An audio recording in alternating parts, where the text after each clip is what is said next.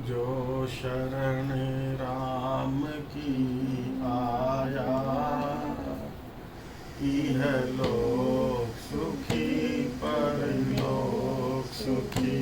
जो शरण राम की आया, इह लोक सुखी परलोक सुखी।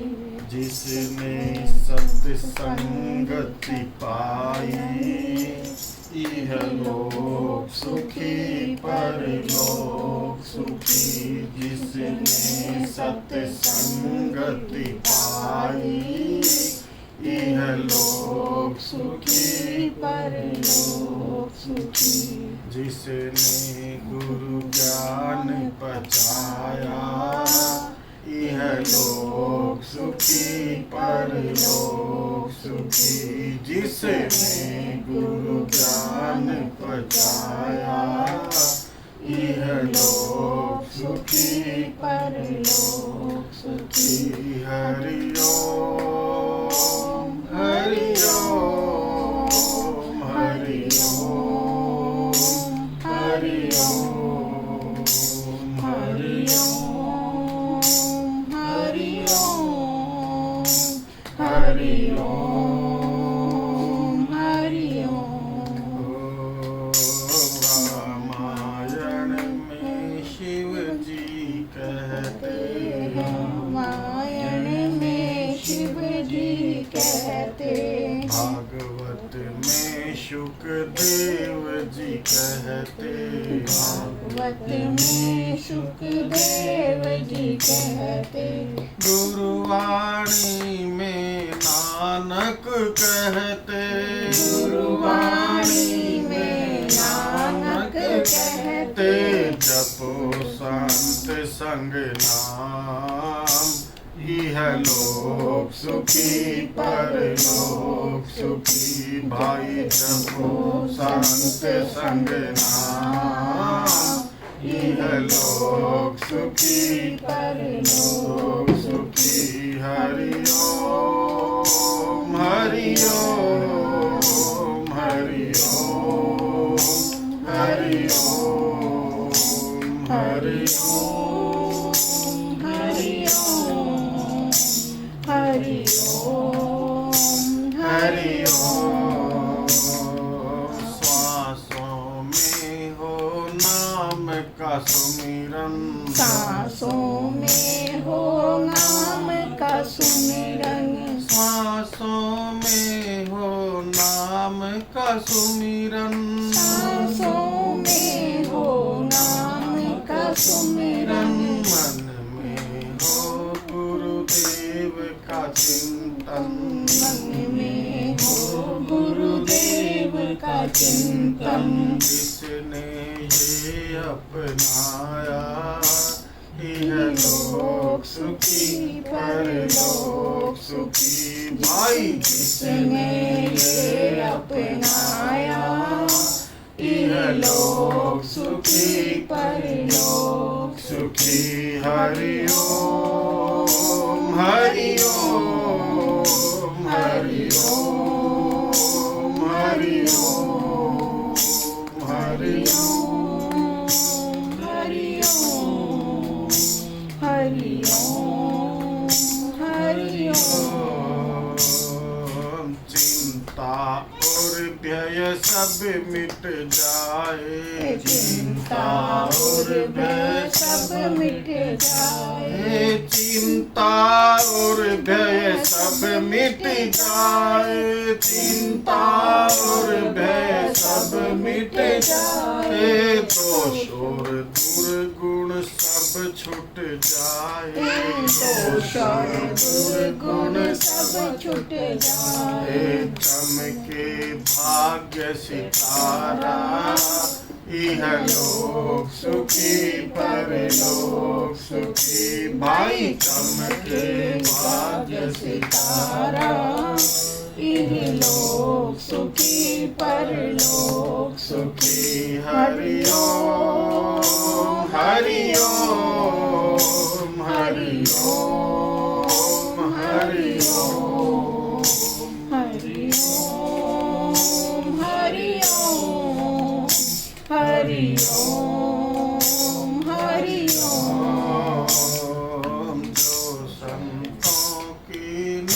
निंदा करते, जो संतों की निंदा करते, अपना ही वो वंश मिटाते, अपना ही वो वंश मिटाते। जो संत शरण में आया, इह लोक सुखी परलोक सुखी। जो संत शरण में आया, इह लोक सुखी परलोक सुखी। जो शरण राम की आया, इह लोक सुखी परलोक सुखी। जो शरण राम की आया, इह लोक सुखी परलोक सुखी। जिसने सत्संगति पाई, इह लोक सुखी परलोक सुखी। जिसने सत्संगति पाई, इह लोक सुखी परलोक सुखी।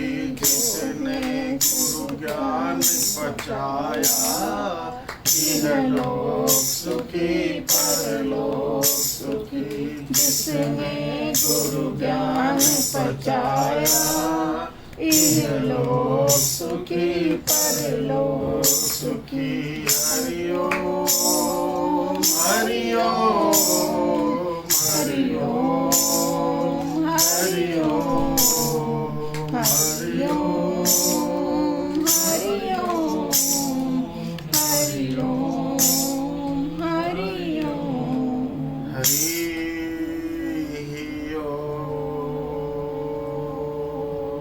हरि सम जग कछु वस्तु नहीं, प्रेम पंथ सम पंथ।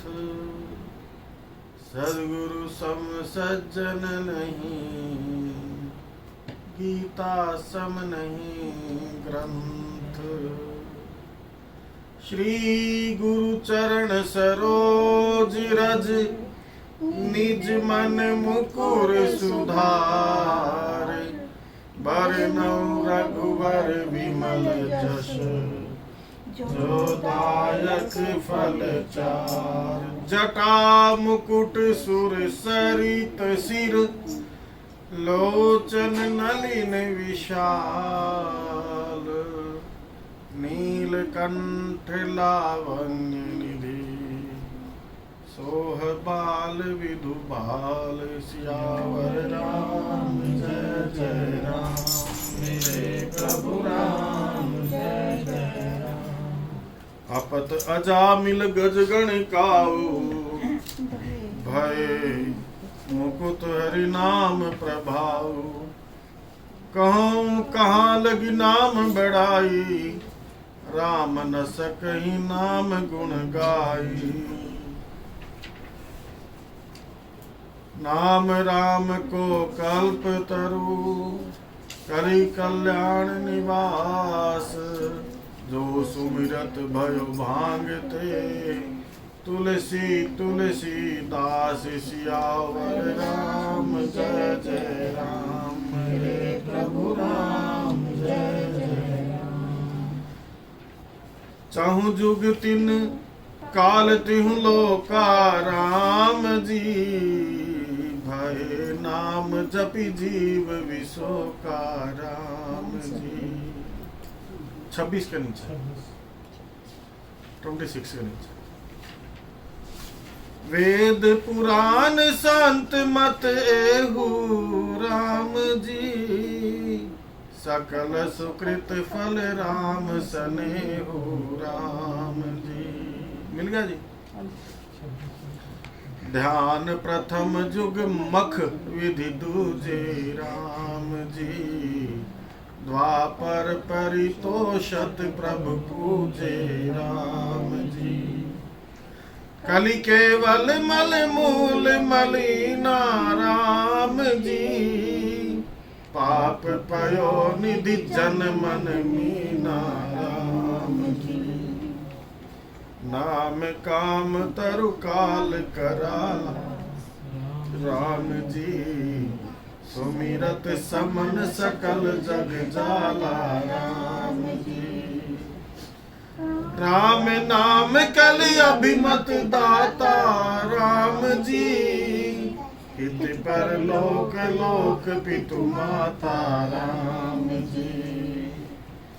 नहीं कलि कर्म न भक्ति विवेकु राम जी, राम नाम अवलंबन एकु राम जी। काल ने कलि कपट निधानु राम जी, नाम सुमति समरथ हनुमानु राम जी। राम नाम नरकेसरी कनक कसिप कलिकाल, जापक जन प्रहलाद जिमी, काल ही पहली सुरसाल। सियावर राम जय जय राम, मेरे प्रभु राम जय जय हरे हरे रामा रामा रामा हरे हरे जी। भाई को भाई अनख आलस हूँ रामा, नाम जपत मंगल दिशि दस हूँ रामा। सुमेर सुनाम रामा, सुमेर सुनाम राम गुण गाथा रामा। करुणाई रघुपति माथा रामा, हरे हरे रामा रामा रामा हरे हरे जी। नित्यानंद रस को देने वाली श्री राम कथा रूपी अमृत का रसास्वादन करने हेतु उपस्थित गुरु प्रेमियों, आप सभी के हृदय में विराजमान सच्चिदानंद स्वरूप भगवान श्री राम, भक्ति स्वरूपा माँ जानकी, वैराग स्वरूप लक्ष्मण जी महाराज के चरणों में नाम जय श्री राम। गोस्वामी की द्वारा रचित पावन रामचरितमानस का प्रथम सोपान श्री बालकांड में नाम गीता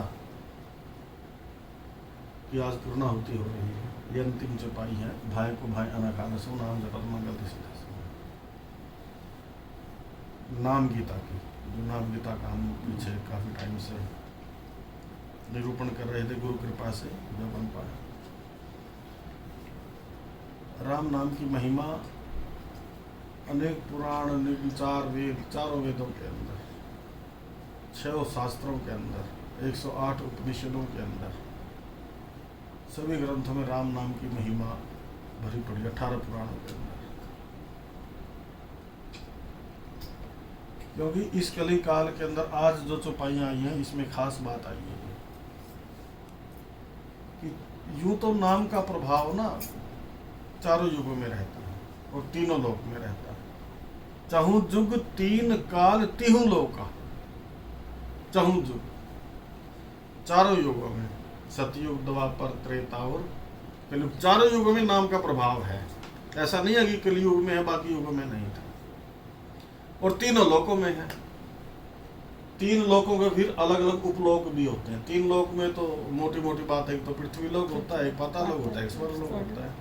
स्वर्ग लोक में देवता आदियों का निवास होता है, उसमें इंद्र वहाँ के राजा हैं। ये पृथ्वी लोक तो हम जानते हैं, इसको मृत्यु लोक भी कहा जाता है। एक पाताल लोक है जिसके स्वामी बलि जो 7 चिरंजीवियों में से 8 मार्कंडे जी माने गए हैं। 7 चिरंजीवियों में से एक बलि राजा का वहाँ पे राज्य माना जाता है पाताल लोक के अंदर। वहाँ दैत्यों का राज्य है। फिर उनके अलग अलग उपलोक हैं, वो बहुत लंबी कथा है। फिर 7 ऊपर लोक है, भूतल, वितल लोक, नीचे। तीनों लोकों के अंदर, चारों युगों के अंदर और तीनों कालों के अंदर, भविष्य, भूत में, वर्तमान में और भविष्य में, जो भी जीव शोक रहित हुए हैं वो राम के नाम से ही हुए। राम के नाम की इतनी महिमा हर लोक के अंदर, चारों युगों में है। लेकिन कलयुग के अंदर कोई और साधन नहीं है, इसलिए इसकी और ज्यादा महत्व हो जाता है। दूसरे युगों में और दूसरे साधन भी थे, लेकिन कलयुग के अंदर इसलिए कहा कलयुग केवल हरि गुण गाहा, गावत नर पावही भव थाहा, नहीं कलि कर्म ना भक्ति विवेकु, राम नाम अवलंबन एकु।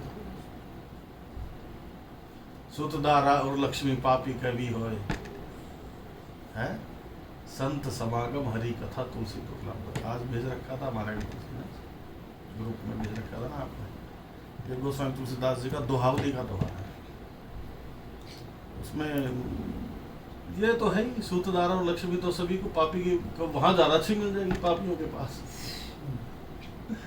सूतदारा और लक्ष्मी, लक्ष्मी का मतलब धन दौलत, सूतदारा और लक्ष्मी पापी का भी हो, सबके पास है। संत समागम और हरि कथा तुलसी दुर्लभ, दो चीज दुर्लभ है। इसी बात को हमारे आदि शंकराचार्य जी ने 1100 साल पहले लिखा कि 3 अति दुर्लभ हैं, 3 चीज।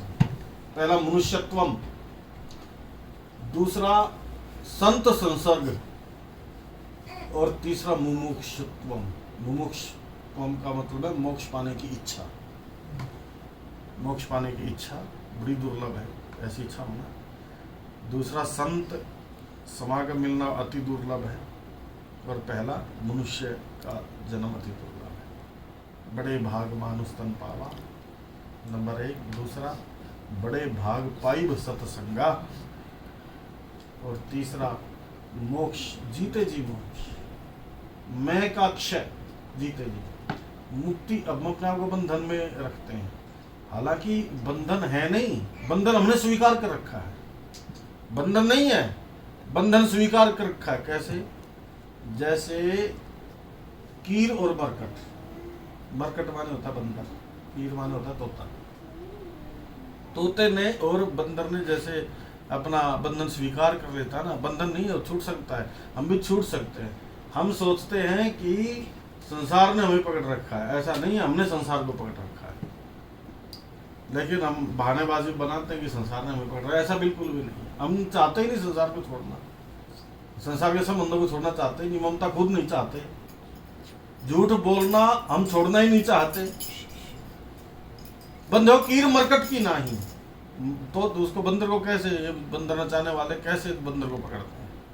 वो क्या करते हैं, धरती में एक वो रख देते हैं, तो सुराही गाड़ देते हैं। सुराही समझते हो ना, जिसका ऊपर का मुंह तंग होता है, जिसमें पानी भरते हैं सुराही में, और नीचे मटका टाइप होता है, और बंदर को दिखा के उसमें चने डाल देते हैं। अब बंदर उसमें चने उठाने के ऐसे हाथ डाल देता है, ऐसे हाथ डालता है लंबा करके। जब डालता है तो अंदर चने उठा के मुट्ठी भर लेता है, और जब ऐसे करता है मुट्ठी बाहर निकलता है तो वो फंस जाती है मुट्ठी उसमें, वो निकलता नहीं क्योंकि उसके अंदर तंग। अब बंदर सब कुछ करेगा वहां, रोएगा, चीखेगा, सब कुछ करेगा वहां, लेकिन मुट्ठी नहीं खोलेगा। क्यों नहीं खोलेगा मुट्ठी? उसको लगता है कि इस ये जो मटकिया है, ये सुराही है, इसने मेरे को पकड़ लिया। ये मनोभाव ये हो जाता है उसको। अब अगर कोई उसको ये समझा दे कि वो 4 दाने ही 4 पदार्थ हैं, धर्म और मोक्ष, काम, धर्म अर्थ काम और मोक्ष। अब बंदर को कोई ये समझा दे, भाई तू इसको जैसे हाथ तूने डाला था ऐसे एक एक करके आराम से खा ले, कोई मना नहीं करेगा तेरे को, लेकिन नहीं मुट्ठी भर ली। ऐसे हम भी मुट्ठी खोलते नहीं है और सोचते हैं कि सुराही, संसार रूपी सुराही ने हमें पकड़ लिया, जबकि संसार रूपी सुराही ने हमें पकड़ा नहीं है। हमने खुद ही मुट्ठी बंद कर रखी है और अपने आप को फंसा रखा है उसके। तब वो बंदर नचाने वाला अपना उसको पकड़ के ले जाता, 2-4 दिन भूखे रखता है, अपना उसको सेवक बना लेता है। कहाँ तो बंदर विचरण करने वाला बाहर, और कहाँ पूरी उम्र उसको पराधीनता स्वीकार करनी पड़ती है। ऐसी हमारा हालत है। तोते को कैसे वश में करते हैं? तोते को मिर्च बहुत पसंद है। फिरनी होती है, जैसे तार लटका देते हैं, तार एक लंबा तार, वो तार फिरनी होती है ना, देखिए उस पर बैठते जो ऐसे हो जाते, उसको फिरनी बोलते हैं। जैसे ही तोता वहां बैठता है मिर्च को खाने के लिए, जैसे ही बैठता ना, वो फिरनी उल्टी ऐसे हो जाती है, वो टांग ऊपर हो जाती है, उसका सिर नीचे हो जाता है। तार पे समझ गया ना, एक कल्पना मान के चलो माइंड में, तार बांध दिया, जैसे ही तोता बैठेगा ऐसे हो जाएगा तोता। अब तोता सब कुछ करता है लेकिन छोड़ता नहीं उसको। क्यों नहीं छोड़ता? उसको लगता है कि तार ने मेरे को पकड़ लिया। जब तार ने नहीं पकड़ा है, तोते ने तार को पकड़ा है, ये वो पकड़ लेता है उसको। बिल्कुल सेम वही हालत हमारी रामचरितमानस के उत्तरकांड में ही वर्णन है। यहीं की फैक्ट्री का है सारा खजाना, अपने पास कुछ नहीं, किसी फैक्ट्री में है सब। बंधो कीर मरकट की नाही, अपने आप को तोते और बंदर की तरफ बांध के रखा है हमने। ऐसे कली काल के अंदर राम नाम ही एक साधन है। तो तीन चीजें तो अति दुर्लभ बताई गई। मनुष्यत्व, मनुष्य का शरीर अति दुर्लभ है, इसका फायदा उठाना चाहिए, हमें उठा ही रही है। और दूसरा संत समागम बड़ा कठिन है। तीसरा मुमुक्षुत्व, मोक्ष की इच्छा।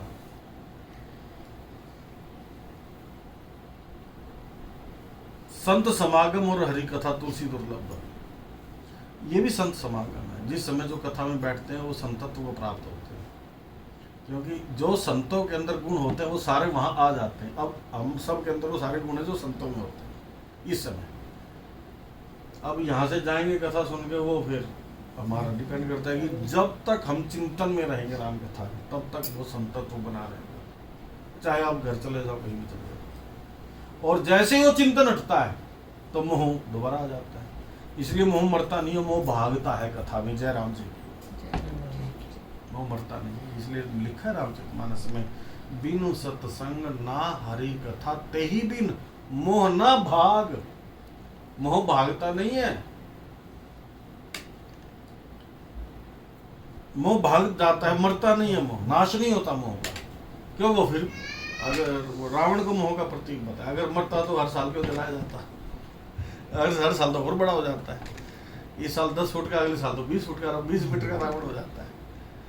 फिर रामलीला वाले बोलते हैं हमारे रावण देखने आओ, हमारा रावण 40 फुट का है। मोह तो बढ़ता जाता है हर साल। मोह भाग जाता है कथा में, नाश नहीं होता। मोह के नाश की भी एक प्रक्रिया है। मोह का नाश कैसे होता है वो भी रामचरितमानस के उत्तरकांड में ही, ये सब खजाने उत्तरकांड में है। 125 दो उत्तरकांड के अंदर जबरदस्त है सारे के सारे, कुछ और शेष नहीं रहता इनको। एक बार अगर रामचरितमानस में डुबकी लगा ली ना तरीके से, कुछ और पाना शेष रहता नहीं है। फिर उत्तरकांड में सभी प्रश्नों के उत्तर है। श्री राम जय राम, जय जय राम। श्री राम जय राम, जय जय राम। श्री राम जय राम, जय जय राम। श्री राम जय राम, जय जय राम। श्री राम जय राम, जय जय राम। श्री राम जय राम, जय जय राम। श्री राम जय राम, जय जय राम। श्री राम जय राम, जय जय राम। श्री राम जय राम, जय जय राम। श्री राम जय राम, जय जय राम। बिन सत्संग न हरि कथा तहि बिन मोह न भाग। मोह गए बिन राम पद होहि न दृढ़ अनुराग। तो हरि कथा में आने से मोह भागता है, मोह का नाश नहीं होता। मोह का नाश कैसे होता है वो मानस रोगों में चर्चा आएगी उत्तरकांड के अंदर। जो रामचरितमानस के अंत में 7 प्रश्न पूछे गए, बहुत बढ़िया प्रसंग है रामचरितमानस का। और अक्सर संत अपने कथाओं में इसका विवेचन जरूर करते हैं। गरुड़ के द्वारा 7 प्रश्न पूछे जाते हैं। उन 7 प्रश्नों का उत्तर कागभूषुंडी जी वन बाई वन करके देते हैं। उसमें जो 7वां प्रश्न है, 7वां प्रश्न पूछा गया, मानस रोग कौन से हैं, उनका निदान क्या है, उनके सिम्टम्स, डायग्नोस एंड ट्रीटमेंट। किसी भी रोग का पहले सिम्टम होता है, फिर उसका डायग्नोस किया जाता है, फिर उसका ट्रीटमेंट किया जाता है। ऐसे मानस रोग हमारे अंदर जो होते हैं, उन मानस रोग पहले हैं कौन कौन से, फिर उसके सिम्टम्स क्या हैं, फिर उसका डायग्नोस क्या है, फिर उसका ट्रीटमेंट क्या है।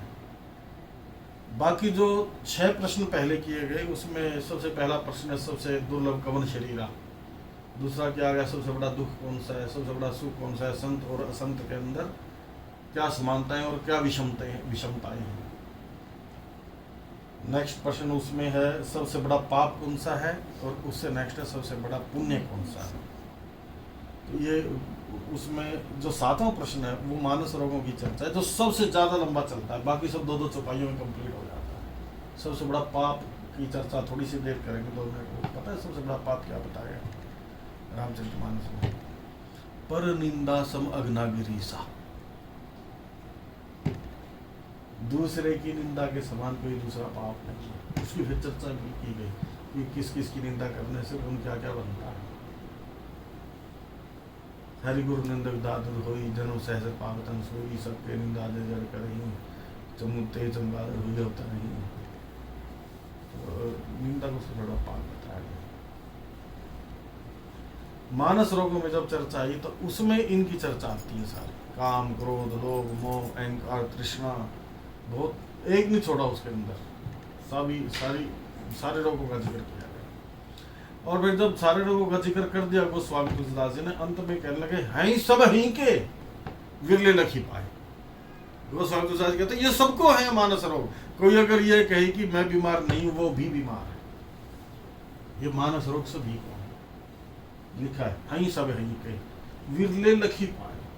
अब कोई जान लेता है कि हाँ मेरे अंदर काम है, मेरे अंदर क्रोध है, मेरे अंदर लालच है, और जिसने थोड़ा सा सत्संग किया ना वो जान लेता है कि देखो मेरे को लोभ आ रहा है, क्योंकि जहाँ लोभ आता है वो अलग होता है उससे, इतनी समझ पड़ जाती है। देखो मेरे को क्रोध आ रहा है, वो देखता है क्रोध को आते हुए, काम क्रोध इन सब का साक्षी बन जाता है, सत्संग किया करता है जो।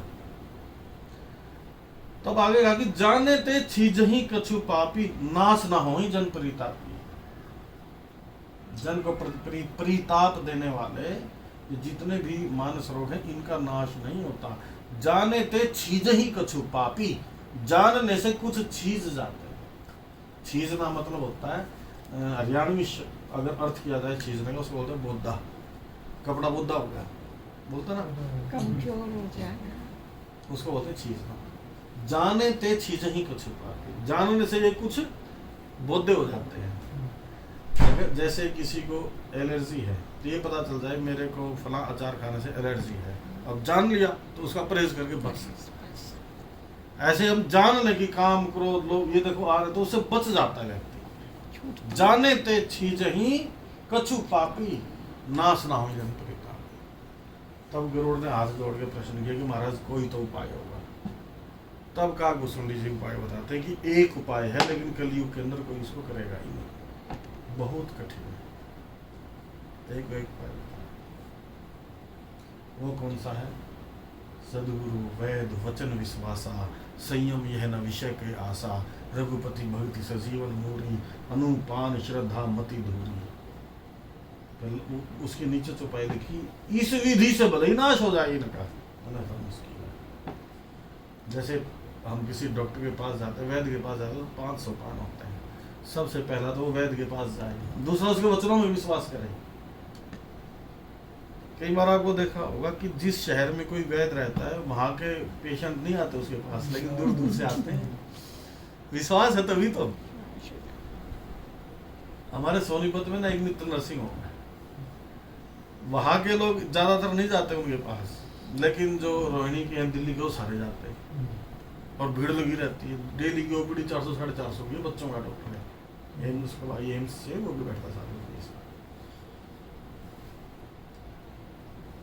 हरिद्वार में रहने वाले हर की पौड़ी पे जाके स्नान करते हैं, कोई जरूरी नहीं। वो ऐसे भी होंगे हरिद्वार में रहने वाले जो कभी गए ही नहीं होंगे, ऐसे भी होंगे।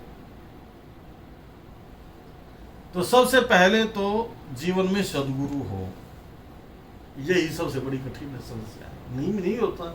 अगर कोई सदगुरु जीवन में मिल भी जाए उसमें उसके वचनों में विश्वास नहीं होता। तो सबसे पहला काम जब बीमार हो जाता है व्यक्ति वैद्य के पास जाता है। दूसरा काम उसके वचनों में विश्वास होगा, जिस पे विश्वास होगा उसी की दवाई असर करेगी। तीसरा क्या बताएगा? रघुपति भक्ति सजीव मूरी। आपको प्रिस्क्रिप्शन लिख के देगा वो दवाई। अब वो दवाई खरीदनी पड़ेगी और लेनी भी पड़ेगी। ऐसा नहीं है कि दवाई तो दे दी वैद्य ने और दवाई ले भी आए आप और पुस्तड़ा अपना टूटी बिटांग दिया, तभी आराम नहीं होगा। तो क्या करना पड़ेगा, उसको खाना पड़ेगा। कैसे खाना पड़ेगा, जैसे उसने बताया। वो कैसे, कोई शहद के साथ खिलाएगा, कोई दूध के साथ लेगा, कोई खाली पेट लेंगे दवाई, कोई खाना खाने के बाद लेंगे। हर एक मेडिसिन का अगर ये सब गोल आप दही के साथ लोगे तो अलग इफेक्ट होता है, दूध के साथ लोगे तो अलग इफेक्ट होता है। टेट्रासाइक्लिन सुना होगा आपने, मैं तो इस फील्ड से इसलिए। टेट्रासाइक्लिन अगर गर्भवती महिला को खिला दी जाए तो होने वाले बच्चे के दांत पीले होंगे, इतना साइड इफेक्ट है टेट्रासाइक्लिन। और अगर टेट्रासाइक्लिन को दूध के साथ लिया जाए तो उल्टी हो जाएगी, क्योंकि प्रेसिपिटेट बन जाते हैं पेट के अंदर। कुछ दवाइयाँ ऐसी हैं जो खाली पेट ली जाती है, कुछ ऐसी जो खाना खाने के बाद ही ली जाती है। तो ऐसे ही पहला काम वैद्य के पास गए, दूसरा काम वचनों में विश्वास, तीसरा काम वो प्रिस्क्रिप्शन लिख के देगा, दवाई ले आए, चौथा काम कैसे उसको खाना, अनुपान उसको बोलते हैं, दूध दही के साथ या किसके साथ, अनुपान बोलते हैं इसको। अनुपान माने अगर आप शुद्ध देसी घी और शुद्ध शहद इन दोनों को बिल्कुल बराबर मात्रा में मिला दोगे तो इससे बढ़कर कोई विष नहीं होता। इसलिए विमिश्रण होता है, 20% घी तो 80% शहद, या 80% शहद तो 20% घी, इसको विमिश्रण बोलते हैं। तो कोई मेडिसिन कैसे खानी है, चौथा। और पांचवा एक और है, पांचवा है परहेज। पांचवा परहेज, वो परहेज में भी बताएगा डॉक्टर कि ये खाना ये नहीं खाना, पथ्य अपथ्य, ये खाना ये नहीं खाना। अब अध्यात्म के मार्ग में वैद्य क्या है, सदगुरु ही वैद्य है। उसके वचनों में विश्वास, जो उपदेश देता है उसके वचनों में विश्वास होना चाहिए, सदगुरु के वचनों में विश्वास।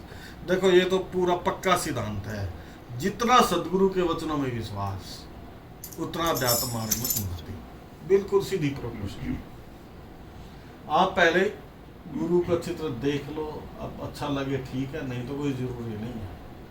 अगर एक बार मानते हो तो बस फिर टाइम वेस्ट मत करो, अन्यथा तो सदगुरु ना संसार के दृष्टांत दे दे के इतना टाइम निकाल देता है। क्यों, उसका कारण है क्योंकि वो समझ में ही नहीं आता सामने वाले का।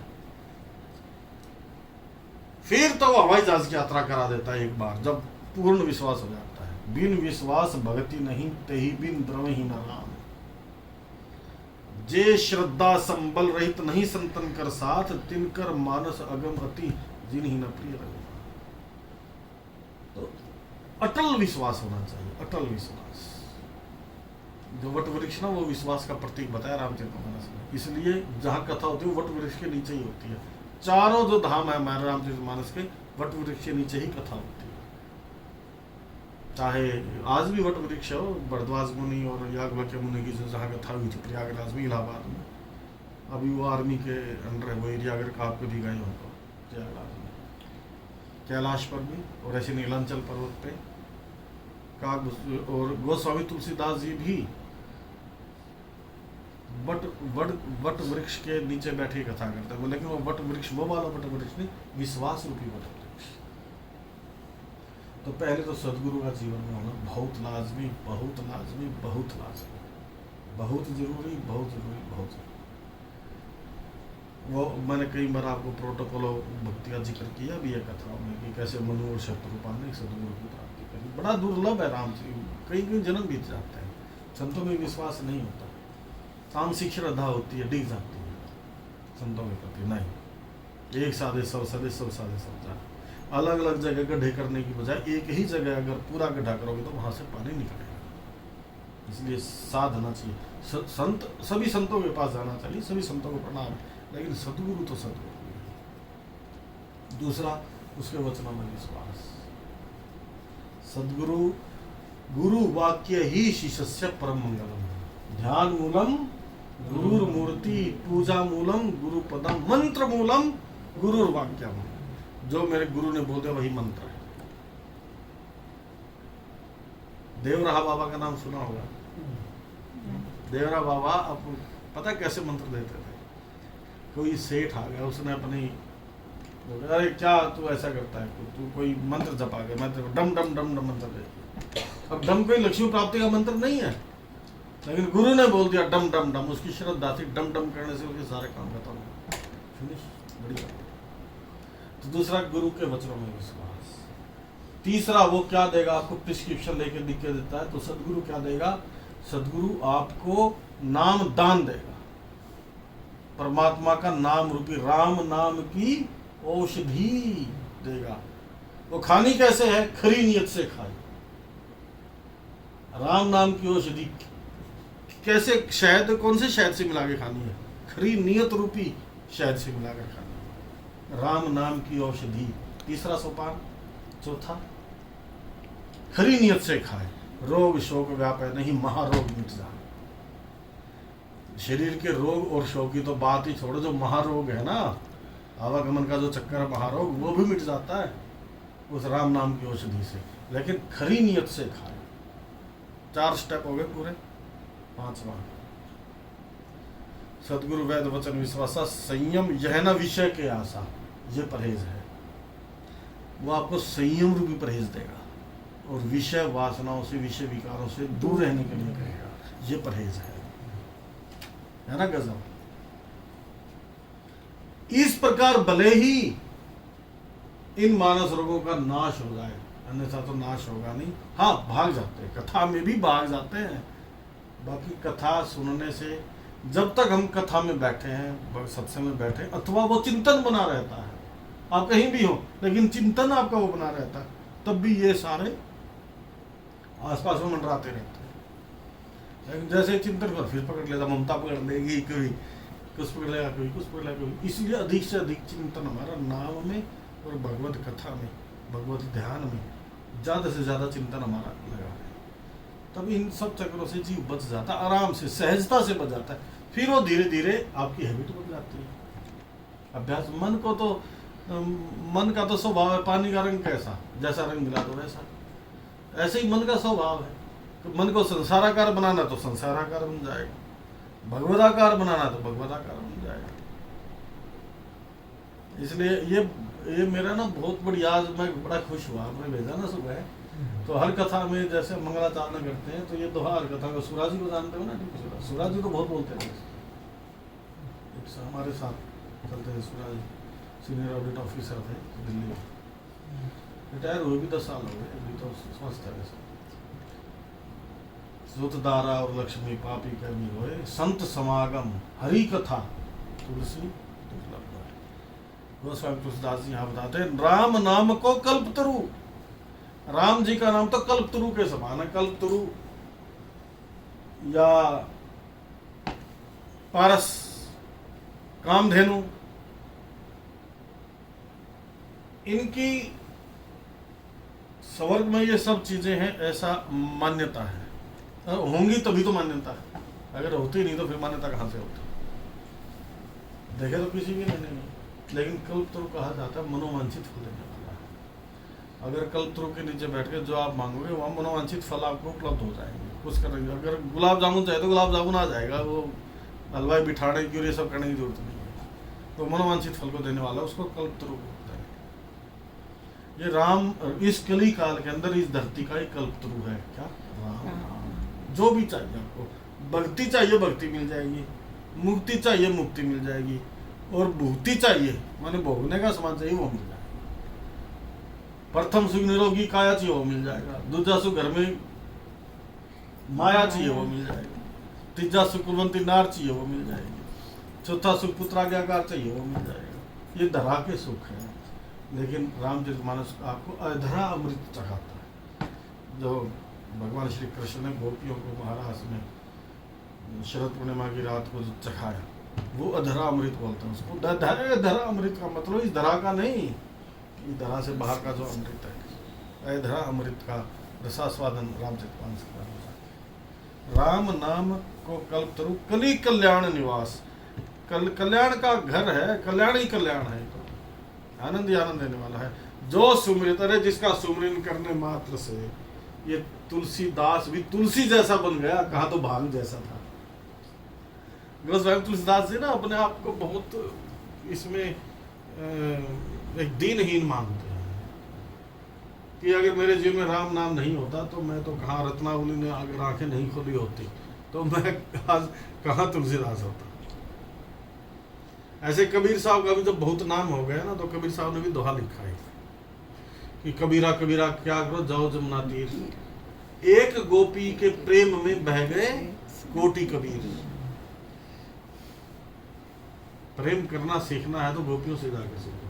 कबीर साहब ने भी ऐसा लिखा अपने ग्रंथों में, और तुलसीदास जी ने लिखा ही है कि तुलसी तुलसी। जब तुलसीदास जी का बहुत नाम हो गया तो संतों को पता होता है, जब संतों का बहुत ज़्यादा नाम होता है तभी उनको कोई फर्क नहीं पड़ता, और बदनाम होते हैं तब भी उनको कोई फर्क नहीं पड़ता, वो अपना कार्य करते रहते हैं। तुलसी तुलसी क्या कहो, तुलसी तुलसी का कहो, तुलसी बन की घास, कृपा भई रघुनाथ की तो बन गए तुलसी दास। जो सुमिरित भयो भांगते तुलसी तुलसीदास। तो रामचरितमानस का, राम नाम का इतना महत्व होता है, इतना आदर मिलता है इस संसार के अंदर बहुत ज्यादा। हम जब कथा करते थे राम ट्रेन में या सोनीपत में कथा करते थे, तो कोई गली कोई ऐसा नहीं रहता था सोनीपत का जो हमें ना जानता हो। इतना आदर, इतना सम्मान मिलता था। और हमें पता राम के नाम के कारण से। अगर राम का नाम हमारे साथ नहीं होता या रामचरितमानस की कथा नहीं होती तो फिर कौन जानता। तो कितना आदर, संसार कितना आदर देता है। वो आदर किस कारण से है? राम के नाम पे। अगर कोई समझ ले कि इस शरीर का, तो फिर तो हिरण्यकश्यप की तरह हो जाएगा, सॉरी दक्ष प्रजापति की तरह हो जाएगा। मैं फिर बकरा बना दिया। भगवान शंकर ने उसका ऑपरेशन कर दिया, बकरे का सिर लगा दिया। मैं अहंकार की भाषा है, तू ही तू, बस तू ही तू। और है भी ऐसा। ये शरीर हमारे हाथ में, तो हम शरीर भी नहीं है तो संसार कहाँ से होगा। हम नहीं चाहते कि सफ़ेद बाल हो जाए, और हम नहीं चाहते झुर्रिया पड़ जाए, पर हम नहीं चाहते कि शरीर रोगी हो। कोई चाहता है बीमार होना, बीवी भी होता है। कोई नहीं चाहता मरना है, कीड़ा भी मरना है, कीड़ी भी मरना नहीं चाहते, फिर भी मरना पड़ता। हमारा शरीर ही माल खजाने की के बताऊं, जो साथ आ जाओ शरीर मर घटके में तना फूक दे, क्या गए संत करिए। तो जो दूसरा बताया, जो सिमरित भयो भांगते तुलसी तुलसीदास। चाहूं जुग तीन काल तिहु लोका, भय नाम जपि जीव विशोका। चारों युगों में, तीनों कालों में और तीनों लोकों में नाम को जपकर जीव शोक रहित हुए। वेद पुराण संत मत एहू। चारों वेदों का, 18 पुराणों का और सभी संतों का एक ही मत है, क्या? सकल सुकृत फल राम सनेहू। कि राम जी से प्रेम होना ही इन सब का पुण्य ही फल है। जो भी हम साधन करते हैं उस साधन का परिणाम क्या होना चाहिए? प्रेम होना चाहिए। हमारे हृदय के अंदर भगवान के प्रति प्रेम उत्पन्न हो। सब साधनों का एक ही फल है। कोई जो भी साधन करता है, सब साधन कर सुफल सुहावा, लखन राम सिय दर्शन पावा। भरद्वाज मुनि ने ये बात भरत को कही कि सभी साधनों का एक ही फल है कि जीव सरल हो जाए। सीता राम लक्ष्मण के जीवन में दर्शन होना माने सैरल है। सीता राम लक्ष्मण मनसा वाचा कर्मणा जीव एक हो जाए तो प्रेम उत्पन्न होता है भगवान के प्रति, अपने इष्ट के प्रति। जितना प्रेम होगा उतना ही उसको भीतर से भगवत रस की प्राप्ति होगी। वेद पुराण संत मत एहू, सकल सुकृत फल राम सनेहू। क्योंकि मिल के जितने भी नियम किए जाते हैं वो प्रेम के लिए किए जाते हैं। अगर आप माला लेके बैठे हो और माला लिए कई बार अपने इष्ट, अपने गुरुदेव का ध्यान में, चिंतन में आपके शुभ धाराएं बहने लगी, तो फिर माला का काम हाँ पूरा हो गया। वो कोर्स आपका पूरा हो गया माला फेरने का। माला फेरना भी तो साधन ही है एक। वो साधन आपका पूरा हो गया, कोर्स पूरा हो गया आपका उस समय। फिर आप बेशक फिर उस आनंद में टिके रहे। किसी शब्द से पूछ लिया कि माला कितनी फेरनी चाहिए, कब तक फेरनी चाहिए, कि जब ऐसी स्थिति बन जाए ना, रोमांच हो जाए, तो फिर माला का काम पूरा हो जाता है, फिर माला दोबारा शुरू होगा। ऐसे नहीं परमानेंट पूरा होगा, वो स्थिति हमेशा थोड़ी बनी रहती है। भाव पुष्ट कुछ टाइम के लिए ही तो होता है। फिर माला का आश्रय है, पाठ का आश्रय है, यज्ञ आदि जो भी पुण्य है उनका आश्रय है। तुलसी की सेवा करते, सूर्य को अर्घ देते हैं सुबह, जो भी पुण्य करते, पुण्य बढ़ने से। इसलिए नियम का परिणाम प्रेम होना चाहिए। अगर नियम किया और प्रेम नहीं हुआ जीवन, तो ये समझे नियम भी बोझा बन जाता है। नियम करने से सरलता आनी चाहिए जीवन में, लेकिन कई बार क्या होता है, नियम करने से सरलता की बजाय जटिलता आ जाती है, गुरु कृपा ना होने की वजह से। फिर वो साधन, फिर वो मैं 108 बार हनुमान चालीसा का पाठ करता हूँ, फिर ऐसे मैं इतनी मालाएं करता हूँ, मैं इतना तीर्थाटन करता हूँ, तुम मेरे को क्या जा रहा हूँ। तो जो अहम बीच में घुस जाता है ना, उससे साधन ही आपकी जटिलता का कारण बन जाता है। देखो, साधन किया तो था हरि को प्राप्त करने के लिए, और उस साधन से ही हमें अहम हो गया। मैं इतना पाठ करता हूँ, मैं इतनी चौपाइयाँ जानता हूँ, मैं इतने श्लोक जानता हूँ। जब ये जीवन ये चीज में ये आ जाएगी, तो फिर वो नियम आपको प्रेम उत्पन्न नहीं होने देगा। प्रेम उत्पन्न करने के लिए आपको शून्य होना पड़ेगा। रुद्राष्टक पढ़ते हैं ना, नमामि शमीशा निर्वाण रूपम, उसमें लास्ट में आता है, ना जानामि योगम जपम नैव पूजाम न तो हम सदा सर्वदा शंभु तुभ्यम। काकभुसुंडी जी के गुरु ने काकभुसुंडी जी को बचाने के लिए भगवान शंकर की स्तुति की है। उत्तराखंड दुआ संख्या 108। नमामि शमीशान निर्वाण रूपम विभुम व्यापकम ब्रह्म वेद स्वरूपम। निर्गुण और निराकार ब्रह्म का, शिव का, निर्गुण और निराकार शिव स्वरूप का उसके अंदर निरूपण किया गया है। लेकिन अंत में यही कहते हैं, ना जानामि योगम जपम नैव पूजाम न तो हम सदा सर्वदा शंभु तुभ्यम। ना मैं योग जानता, ना मैं पूजा जानता, मैं कुछ भी नहीं जानता महाराज। केवल एक चीज जानता हूँ, क्या कि आपको नमस्कार करना जानता हूँ। नमस्कार के अलावा मेरे को कुछ करना नहीं आता। सुतीक्ष्ण जी महाराज का नाम सुना होगा। सुतीक्ष्ण जी अगस्त मुनि के शिष्य थे। अरण्यकांड में कथा आती है सुतीक्ष्ण जी। जब उनकी विद्या पूरी हो गई तो अगस्त मुनि को कहा कि महाराज मैं आपको गुरु दक्षिणा देना चाहता हूँ। तब कहा कि गुरु दक्षिणा की कोई आवश्यकता नहीं, गुरु दक्षिणा यही है कि खुद भी तर और दूसरे को भी तर। भगवान नाम खुद भी जब, दूसरे को जपा। भगवत कथाएं खुद भी और दूसरे को भी। नहीं महाराज, मैं तो आपको कोई ना कोई दक्षिणा देना चाहता हूँ।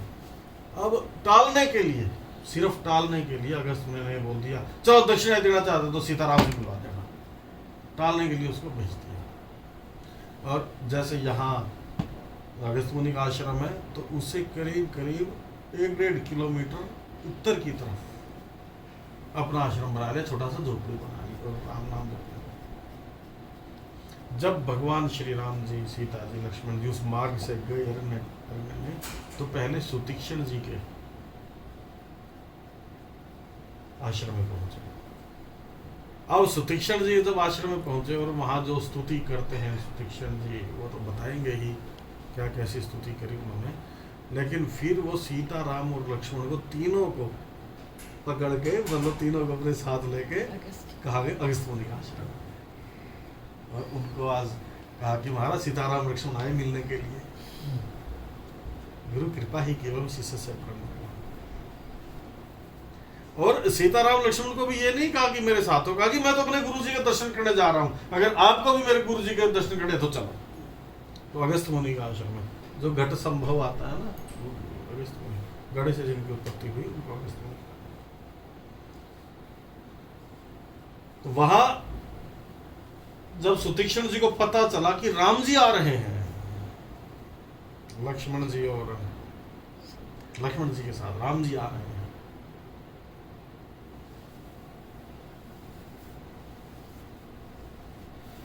तब ध्यान में बैठ, कभी इधर जाएं कभी उधर जाएं, लेकिन ध्यान में बैठ गए। ध्यान में बैठते ही अंदर चतुर्भुजी नारायण का ध्यान किया उन्होंने। अब जैसे चतुर्भुजी नारायण का ध्यान किया और राम जी स्वयं आ गए, और राम जी को जब राम जी ने उनको हिलाया तो अपने आप ही भीतर वो छवि राम जी की बन गई अंतःकरण के अंदर।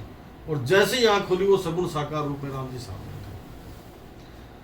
उससे पहले मन में ये कहने लगे तो सुतीक्षण जी कि ना मैंने आज तक कोई सत्संग किया, जो कि बहुत ज्यादा किया था, ना मैंने कोई साधन किया, ना मेरा प्रेम ही है राम जी के प्रति, ना सत्संग किया, ना नाम जपा, ना प्रेम ही है, तो मेरे पास तो कैसे आएंगे, मेरे पास तो नहीं आएंगे। लेकिन तुरंत समाधान किया अपने अंदर ही कि एक बाण करुणा निधान की, सो प्रिय जाके गति ना आने की। मैंने भले ही कुछ भी ना किया हो, लेकिन मेरे तो आधार सीताराम के चरणारविंद।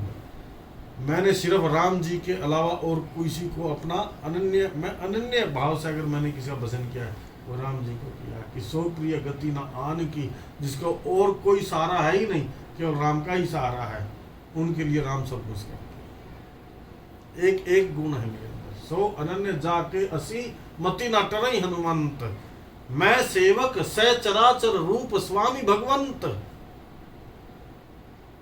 गीता में कहा अनन्य चिंत्यन्तो माम ये जन प्रियोपास्ते तेषां नित्य अभियुक्ता नाम योगस्य वहाम्यहम्। गीता में इसी बात को ऐसे कहा। और अयोध्या कांड में कहा कि तुम ही छाड़ गति दूसरी ना ही, राम बसो तुमके मन माही, तुम्हें छोड़कर सो प्रिय जाके गति ना आन की। ये उनका बाणा, एक बाण करुणा निधान की, ये उनका बाणा है। क्या है कि वो जो उनके पूरे समर्पित होते हैं उनका वो पूरा ख्याल रखते हैं, इसलिए राम जी आएंगे मेरे पास। तो कहने का भाव क्या है कि अपने आप को शून्य करना पड़ता है पहले, तब जाके साधन की या नियम की पूर्णाहुति प्रेम में होती है, तब जाके प्रेम प्रकट होता है। अगर उसमें थोड़ा सा भी अपना अहंकार बना रहा कि मैंने किया, अपना कर्तापने का भाव, अपना ममत्व का भाव बना रहा, कर्तापने का भाव बना रहा कि माफ लेशु कदाचन कर्मण्यवाद ही अपने, जैसे हमारे अंदर कृतित्व का भावना आ गई ना कि हमें करने वाले, वैसे या प्रभु प्रेम से दूर। तो जब भीतर से भावना ऐसी बनती है कि करने कराने वाले आप ही। फिर अलग अलग युगों का बताया कि पहले युग में ध्यान विशेष था, ध्यान से, दूसरे युग में यज्ञ से, त्रेता में तो राम जी का प्राकट्य ही यज्ञ से हुआ, तीसरे युग में द्वापर में पूजा से भगवान प्रसन्न होते थे, और कली केवल मल मूल मलिना, ये जितने भी साधन है तीनों, तो कली का आदमी तो उनको क्या कर लेगा, क्योंकि कलयुग केवल पाप की जड़ है, मलिन है, और मनुष्यों का मन उसमें कैसे विचरण करता है, जैसे पानी में मछली, जैसे समुद्र में या पानी में मछली रहती है ना, पाप रूपी समुद्र में, ऐसे हमारा मन रहता है, उठते बैठते रहते, जिस सोसाइटी जिस समाज में हम रहते, सोसाइटी का मतलब विक्टोरिया नहीं, हाँ, जिस समाज में हम रहते हैं, मतलब सब हर जगह पाप ही पाप तो है, छल कपट हर चीज मिलेगी आपको इस संसार में, उससे हमारा मन घिरा हुआ है, वो कैसे बच सकता है? पाप रूपी पाप के समुद्र में हमारा मन मछली की तरह रहता है। तो ये जो ऊपर के साधन बताए गए ये संभव नहीं है कलिकाल के अंदर। नाम काम तरु काल कराला, सुमिरत समन सकल जग जाला। ऐसे घोर कलिकाल के अंदर ये राम का नाम ही कल्प वृक्ष है, जो सिमरन करने से संसार के सारे जंजालों का नाश कर देता है। उसके लिए कोई जंजाल नहीं बचता, उसके लिए संसार नंदन वन बन जाता है। जो संसार दुखालय है वही संसार उसको सुख देने वाला बन जाता है उसके लिए। फिर आगे बताया, नहीं कलि करम न भक्ति विवेको, राम नाम अवलंबन एको। कलयुग में ना कोई कर्म है, हम कहते हैं कि निष्काम भाव से कर्म करना चाहिए, कितना कर्म तो नहीं हो पाता, पाप कर्म ज्यादा होते हैं, पुण्य कर्म बहुत कम होते हैं। बचे न बच, क्योंकि ये समुद्र है, पाप का समुद्र है कलयुग। ना भक्ति है इसमें, ना ज्ञान है। राम नाम एक आधार है, बाकी चीजों में ध्यान भी रखना पड़ता है। ज्ञान मान जहाँ एक नहीं देखा तो ब्रह्म समान सब माही। ज्ञान में टिकना तो बड़ा कठिन है। ज्ञान पंथ कृपाण की धारा, तो कृपाण की धारा है ज्ञान के पंथ में चलना। कृपाण का मतलब संतों ने होता है कृपा न, जो बिल्कुल तलवार तो कृपा कर देती है एक साइड से, कृपान तो दोनों तरफ से दुधारी होती है, इसलिए होता है कृपा न, कृपा कतई नहीं करती, उसका नाम कृपान। तो ज्ञान पंथ तो कृपान की धारा है, परंतु खगेश लगे नहीं वारा। एक खगेश नीचे गिरते हुए देर नहीं लगती। ज्ञान पंथ बड़ा कठिन है, भक्ति का मतलब जो भगवान से कभी भी भक्त ना हो उसका नाम भक्ति है।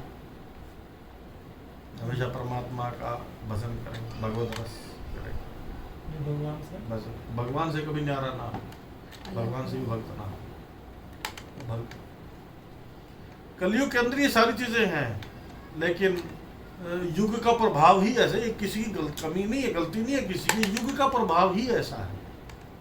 युग के प्रभाव के कारण से इसलिए कहा राम नाम अवलंबन एक। अवलंबन माने सहारा, केवल एक राम का नाम सहारा बना है। कृष्ण का नाम, राम का नाम, शिव का नाम, गुरु का नाम, वही एक सहारा बचा है। राम नाम अवलंबन एक। काल नेमि कलि कपट निधानु, नाम सुमति समर्थ हनुमान। कलयुग रूपी काल नेमी को मारने के लिए राम का नाम साक्षात हनुमान जैसा है। जैसे हनुमान जी ने काल नेमी का वध कर दिया था, ऐसे ही नाम इस कली काल के पापों का वध कर देता है, उनको समाप्त कर देता है। राम नाम नर केसरी, राम जी का नाम साक्षात नरसिंह भगवान है। और हिरण्यकश्यप कौन है? कलयुग हिरण्यकश्यप है। राम नाम नर केसरी, कनक कसिप कलिकाल, जापक जन प्रहलाद जिमी। जिमी माने जैसे, जापक कैसा होना चाहिए, लेकिन अगर कलयुग रूपी हिरण्यकश्यप को मारना है तो उसके लिए राम का नाम साक्षात नरसिंह अवतार के समान है। नरसिंह भगवान के रूप में उनका रूप है, नाम के अंदर वो ताकत है। लेकिन जापक जन प्रहलाद, जपने वाला कैसा होना चाहिए? वो प्रहलाद जैसा होना चाहिए। जपते जपते जिसका मन आह्लादित हो जाए, आनंदित हो जाए, प्रफुल्लित हो जाए, रोमांचित हो जाए, तो जापक जन प्रहलाद जिमी। तो कलयुग रूपी दैत्य को मारकर जप करने वालों की रक्षा करेगा। राम का नाम जप करने वालों की रक्षा अपने आप करता है। फिर अंतिम चौपाई बताई, भाई को भाई अनख आलस हो, नाम जपत मंगल दिशि दर्शन। कि भाई कैसे जपे कोई विधि? कहा कि ना विधि। पहली बात तो ये कि हरे नाम हरे नाम हरे नाम केवल कलयुग के अंदर हरि का नाम, राम का नाम ही बचा है। दूसरी बात ये फिर किम विधि, किस विधि से लिया जाए? तो गोस्वामी जी ने बिल्कुल स्पष्ट कर दिया, अच्छे भाव से लिया जाए या बुरे भाव से लिया जाए। भाई को भाई अनख आलस, अनख का मतलब होता है दुश्मनाई से, मतलब क्रोध से, या आलस से भी लिया जाए तो भी नाम दसों दिशा में मंगल। हम हमारा तो हरियाणा पंजाब में रहते ना भी राम राम राम, कोई भी आता तो राम राम बोलते, तो सामने वाला क्या बोलता है? राम राम भाई 4 बार 6 बार वैसे ही हो जाता है। हम बोलते हैं राम राम जी, दूसरे राम राम भाई राम राम। किसी भी गांव में चले जाओ, बिल्कुल जहाँ कुछ आपको उनके अंदर सारे ऐब मिलेंगे, लेकिन फिर भी राम राम के तो कहते हैं राम राम भाई राम राम। तो उनको पता नहीं है राम नाम की क्या महिमा है, लेकिन फिर भी कल्याण तो होता ही है। आलस से मतलब जमवाई में भी जैसे कि राम, जब जमवाई निकलती तो राम बोल देते हैं। भाव से, भाव को भावना, इसका मतलब ये नियम को भाव से जपे। जब को भाव जपने से भी आनंद हो तो भाव से क्या होगा? भाई को भाई अनख आलस हूँ, नाम जपत मंगल दिशि दसों, दसों दिशाओं में मंगल होता है। 10 दिशाएं आपको पता ही है, 4 दिशाएं होती है, 4 कोण होते हैं बीच के, एक दिशा, 4 दिशाएं, 10 दिशाओं में उसका कल्याण होता है। जैसे भी करके भाई को भाई अनख आलस हूँ, नाम जपत मंगल दिशि दसों, किसी भी भाव से नाम जपा जाए। इसलिए चौपाई कही है भाई, किसी भी भाव से आप राम का नाम जपो। उठते बैठते नहाते धोते, कोई इसमें कोई नियम नहीं है। आप लेटे लेटे भी ले सकते हो, कोई ऐसा नहीं है कि सुबह बगैर नहाए भी ले सकते हो। ये जरूर नहीं। एक संत घाट वाले संत बिरला घाट पे रहते थे ज़्यादातर, घाट वाला बाबा बोलते हैं उनको हरिद्वार में। तो घाट वाले बाबा, वो टाट वाले बाबा भी बोलते हैं, टाट भी पहनते थे कई बार। तो घाट वाले बाबा बोलते थे कि जिनको जो बीमार है, शरीर बीमार है जिनका, और बुखार है, और वो यहाँ गंगा जी पे आ गए, तो जरूरी नहीं उसके लिए डुबकी लगानी ही है उसमें। यहाँ से जाएगा तो और उसको इन्फ्लुएंजा और कोई बीमारी हो जाएगी। स्पर्श करके 4 प्रकार से किया जाता है सेवा। दर्श, स्पर्श, मज्जन और पान। सबसे पहले दर्शन। अब जब आप वृंदावन जाते हैं तो सबसे पहले तो उस दर्शन होते हैं ना, उस हवा का ही दर्शन लगा लो आप। उस दिशा में जाते तभी एक आनंद अलग से आ जाता है। मंदिर में तो जब पहुंचोगे उसकी तरफ जाओगे तभी आनंद आ जाता है। ऐसे जब हरिद्वार जाते हैं तो रुड़की से निकलते ही एक अलग से अनुभूति होने प्रारंभ हो जाती है। तो दर्शन से पहले गंगा दिखनी शुरू हो जाती है दूर से, इसको बोलते हैं दर्श। फिर स्पर्श, जाने के बाद ऐसे स्पर्श करते हैं। फिर मज्जन माने होता है डुबकी लगा, और पान। ऐसे ही ये राम कथा का भी हमें करना होता है। सबसे पहले दर्श, उस स्थान को देखें जहाँ पे कथा हो रही है, उसको दर्शन बोलते थे। गंगा जी के दर्शन हो गए, राम कथा भी गंगा के। फिर सत्संग में आप अगर आप बैठ गए, ये स्पर्श हो गया। जो कथा में सुना है उसको डुबकी कहते हैं, और जीवन में उतारना उसको पान कहते हैं। दर्श, स्पर्श, मज्जन और पाना, 4 प्रकार से। तो फिर आनंद ही आनंद।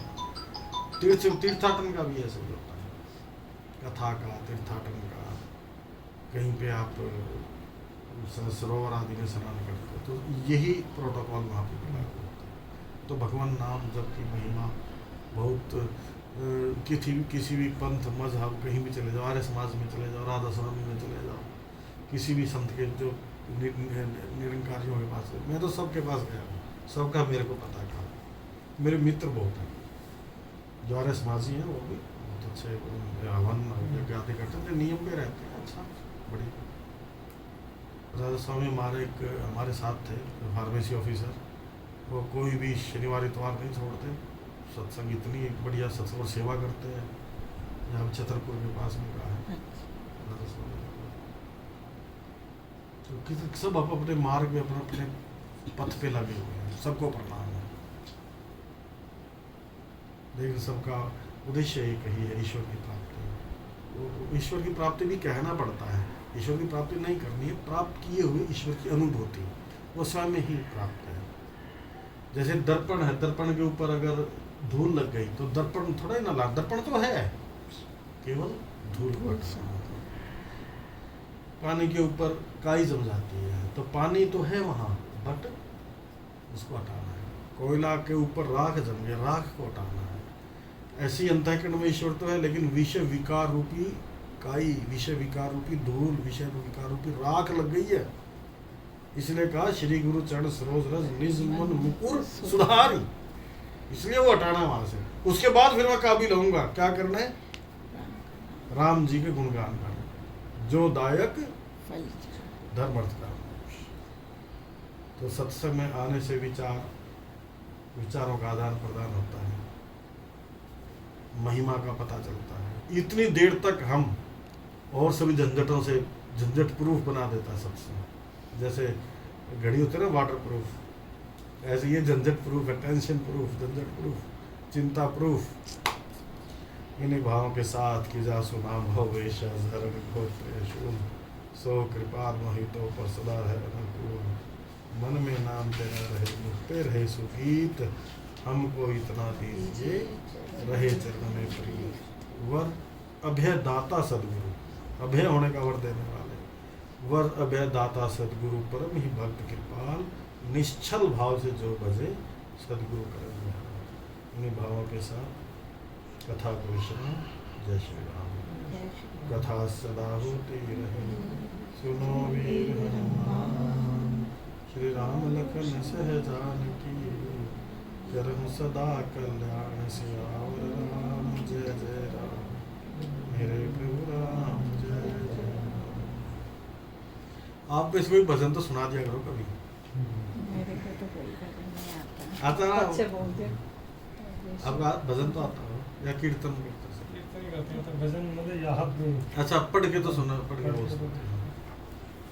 कभी भजन सुना है बीच बीच में ना, तो मेरे को भी अच्छा लगेगा। आपको तो बहन जी आते होंगे भजन? नहीं। अच्छा। चलो आपकी बातों में इतना खो जाते हैं, कुछ याद ही नहीं रहता कि आपकी कोई ना कोई- मैं आपकी वो लगाया करूंगा अभी अगले हफ्ते बहन जी से वजन सुनेंगे। फिर तो याद हम अपने अभी नेट पे लेके जहाँ मर्जी हाँ, देखें, फिर तो याद है ना। कोई भी कैसा भी कोई भजन एक दिन भजन का ही रखेंगे, उसमें भजन ही सुनेंगे। हम 2 दिन रखते थे भजन के, शनिवार और मंगलवार। शनिवार मंगलवार कथा नहीं होती थी, बाकी सब दिन कथा होती थी। शनिवार मंगलवार केवल जितने भजन थे वहाँ तो मतलब भजन गाने वाले ही एक से होते थे, तो बड़ा आनंद। भजन में भी रस आता है। भजन रसनम लक्षणम भजन, हनुमान जी का भजन है या चेतावनी के कुछ भजन है कबीर साहब के। हरियाणवी में तो मेरे को आते हैं काफ़ी भजन आते हैं हरियाणवी। इंसान निकल गया पिंजरे से, खाली पड़ी रही तस्वीर, या गणे दिन का आपको सुनाऊंगा हरियाणवी में कब भजन। मजा आता है हरियाणी में भजन सुनने में। ये हमारे आपने भी गाँव में पिछली होता बार है। या उससे पिछली बार सुनाया था एक हरियाणवी में, बड़ा अच्छा था। अच्छा, भादों का महीना घटा कर मत घटा देव के आगे नंद किशोर, वो वाला था। शायद ये वो तो- भगवान श्री कृष्ण की लीलाओं के ऊपर, उसी में भगवान श्री कृष्ण के तो बहुत भजन है जो हरियाणा देसी भाषा में उसमें गाते हैं। मैं चोरी माखन की दे छोड़ कर नैया मैं समझाऊं तो बरसाने से तेरी आई सगाई रोज बतकियां हो, बड़े घराने की राधा बेटी नहीं बनेगी तो एक चाहे माता मोहे मारो पीटो, चाहे धमकाओ मोहे, चोरी की मोहे टेव पड़ी है, शादी होए ना होए। तो बहुत बढ़िया भजन है। आनंद आनंद भगवान श्री कृष्ण की लीलाएं, राम जी की लीलाएं आनंद को देने वाली है। आनंद कंद नाम ही उनका